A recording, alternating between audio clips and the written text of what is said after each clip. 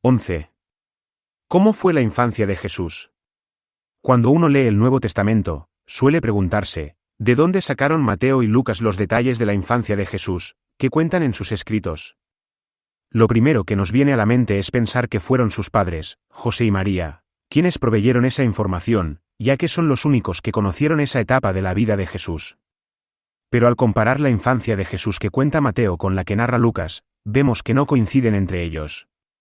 Si los esposos fueron los informantes, ¿por qué los evangelistas recogieron informaciones diferentes? Para solucionar este problema, algunos han supuesto que esto se debe a que San José fue quien suministró los datos que recoge Mateo, ya que José es el personaje central en la infancia de Mateo, y que María aportó los datos de Lucas, pues María es la figura principal en Lucas. Pero a esta hipótesis se ha respondido, con cierto sentido del humor, que entonces habría que deducir que María y José no se hablaban nunca, porque conservaron unos recuerdos tan diferentes sobre su hijo, que, si no fuera porque en ambos evangelios aparece el nombre de Jesús, podríamos pensar que se trata de la infancia de dos niños distintos. Dejando de lado la humorada, es evidente que José no pudo haber transmitido los relatos de Mateo, ya que murió muy pronto, cuando Jesús todavía era joven. Esto se deduce del hecho de que no aparezca nunca durante la vida adulta de Jesús. Además, porque, cuando Jesús visitó Nazaret, sus habitantes comentaron, ¿no es este el carpintero? ¿No es el hijo de María, y hermano de Santiago, José, Simón y Judas? ¿Y sus hermanas no están aquí entre nosotros? Es decir, mencionan a todos los parientes de Jesús que vivían en Nazaret, pero no nombran a José. Evidentemente ya había muerto. No tuvo tiempo, pues, de transmitir nada. ¿Y María pudo haber sido quien proveyó los datos a Lucas? Ella sí vivía durante el ministerio público de Jesús, e incluso después de la muerte de su hijo. Ella se reunía con los discípulos a orar, como narra el libro de los Hechos de los Apóstoles. Podría, pues, haber sido la que contó esos episodios. Pero, como veremos, los relatos de Lucas contienen tantos errores históricos que difícilmente pudo haberlos contado una testigo presencial como María. Antes de comparar las dos versiones de la infancia de Jesús, contadas por Mateo y Lucas, y ver sus grandes diferencias, comencemos viendo las pocas coincidencias que tienen. Son 5. 1. Sus padres se llamaban José y María, y estaban comprometidos, pero aún no convivían.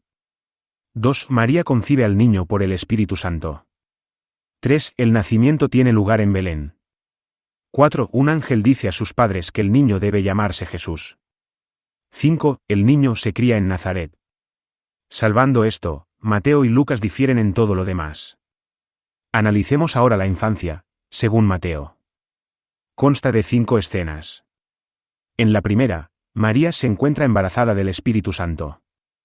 José, su prometido, piensa entonces abandonarla, pero durante la noche un ángel le habla en sueños y le pide que no se vaya, pues él tiene un rol que cumplir como padre de ese niño. En la segunda escena, unos magos de Oriente se presentan en Jerusalén guiados por una estrella, preguntando dónde ha nacido Jesús. El rey Herodes, luego de consultar a sus asesores, informa a los magos, que el niño nació en Belén. Entonces estos se dirigen hacia allá, y, cuando encuentran al niño y a su madre, le ofrecen sus regalos. En la tercera escena, un ángel le advierte a José en sueños que huya de Belén y se vaya a Egipto, porque el niño corre peligro. Entonces la familia emigra y se refugia en el país de los faraones. En la cuarta escena, el rey Herodes quiere acabar con Jesús, y ordena matar a todos los niños de 2 años para abajo nacidos en Belén y sus alrededores. En la quinta y última escena, un ángel habla en sueños a José y le dice que ya puede regresar a su país porque ha muerto el rey Herodes. José entonces regresa a Belén, pero, por miedo al nuevo gobernador Arquelao, decide trasladarse a Nazaret y radicarse allí. Si leemos ahora el Evangelio de Lucas, veremos que éste ignora completamente los episodios de Mateo. Para él nunca hubo una estrella, ni unos magos de Oriente, ni una matanza de niños en Belén, ni una huida a Egipto. Su infancia consta de 9 episodios. El primero es el anuncio del ángel Gabriel a María, en Nazaret, donde le comunica que concebirá un hijo del Espíritu Santo. El segundo narra la visita de María a Isabel, embarazada de Juan el Bautista, y el canto del Magnificat por parte de María. El tercero describe el viaje de la Sagrada Familia a Belén a raíz de un censo, y el nacimiento de Jesús en esa ciudad. El cuarto es la visita de los pastores al niño.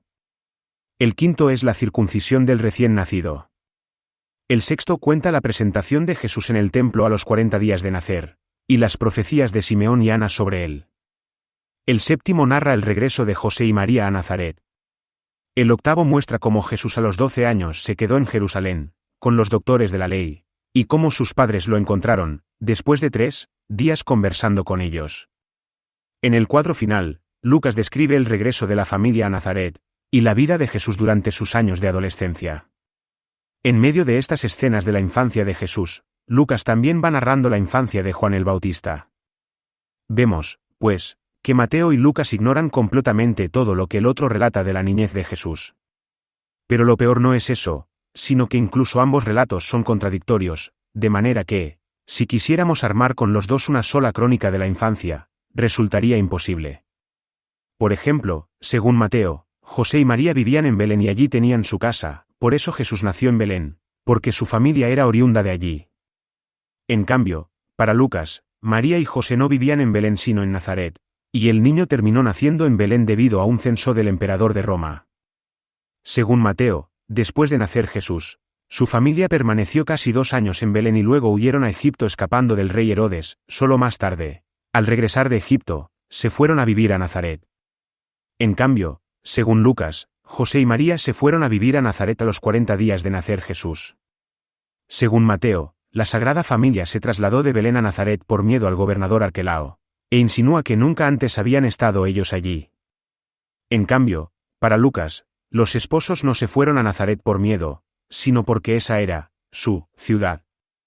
Si ahora quisiéramos redactar la infancia de Jesús compaginando ambos relatos, ¿qué escribiríamos?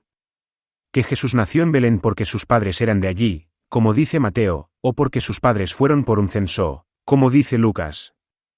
Que Jesús se quedó en Belén unos 2 años, como dice Mateo, o 40 días, como dice Lucas. Que la familia de Jesús se fue a Nazaret por miedo a Arquelao, como dice Mateo, o porque esa era su ciudad, como dice Lucas. Si Mateo y Lucas se contradicen, no pueden los dos ser históricos, uno tiene que ser simbólico. Pero, ¿cuál tiene más posibilidades de ser histórico? Algunos exegetas se han inclinado por Mateo, otros, la mayoría, por Lucas. Pero, en realidad, los modernos estudios bíblicos han encontrado serios problemas para aceptar la historicidad de los dos. En efecto, si nos detenemos en Mateo, encontramos por ejemplo que habla de una misteriosa estrella que guía a los magos hasta Jerusalén, de sur a norte, más tarde los lleva a Belén, de norte a sur, y termina deteniéndose sobre una casa. Hoy sabemos que no existe ningún fenómeno astronómico capaz de reproducir lo que describe Mateo. También cuenta que, cuando los magos llegaron a Jerusalén preguntando por Jesús, tanto Herodes como los sumos sacerdotes, los escribas y toda Jerusalén se enteraron del nacimiento del Mesías y quedaron profundamente conmocionados por la noticia. Sin embargo, cuando Jesús es mayor de edad y comienza a predicar, el mismo Mateo dice que la gente no sabe nada de él, y nadie lo reconoce como Mesías. Asimismo, Mateo describe la cruel matanza de niños perpetrada por Herodes en Belén y sus alrededores. Pero ningún escritor de aquel tiempo da fe de semejante infanticidio. Ni siquiera Flavio Josefo, un historiador judío contemporáneo de Jesús, que detalla en sus obras todos los asesinatos cometidos por Herodes, se enteró de este episodio, que por su naturaleza tendría que haber sido público y notorio. La misma sensación tenemos si analizamos los relatos de Lucas. Por ejemplo, Lucas afirma que Jesús nació cuando el emperador Augusto ordenó realizar un censo en todo el mundo, siendo Quirino gobernador de Siria. Pero resulta que, a. Nunca hubo un censo en todo el mundo en tiempos del emperador Augusto, b. Sí hubo un censo en Palestina, en tiempos del gobernador Quirino, pero fue en el año 6 después de Cristo, 10 años después de la muerte de Herodes, mientras que Lucas dice que se realizó en tiempos del rey Herodes, y además solo abarcaba las provincias del sur del país, es decir, no incluía Nazaret donde vivían José y María. C. Sabemos que las personas eran censadas donde vivían. Si José vivía en Nazaret, no tenía que haberse trasladado a Belén. Igualmente, Lucas afirma que Isabel, la madre de Juan el Bautista, era pariente de María, y, por lo tanto, también lo eran sus hijos. Sin embargo, cuando Jesús es adulto, nunca aparece como pariente de Juan el Bautista. Más aún, 2 veces confiesa expresamente Juan que no lo conocía, a Jesús, ni sabía quién era él. Asimismo, al narrar la presentación de Jesús en el templo a los 40 días de nacer, Lucas comete varios errores. Empieza diciendo, cuando, según la ley de Moisés, llegó el día de la purificación de ellos, es decir, de María y José. Pero en realidad la ley de Moisés ordenaba solo la purificación de la madre, no del padre. Luego agrega, llevaron a Jesús a Jerusalén para presentarlo al Señor. Nueva confusión de Lucas. La Sagrada Familia parece ahora haber cambiado de opinión.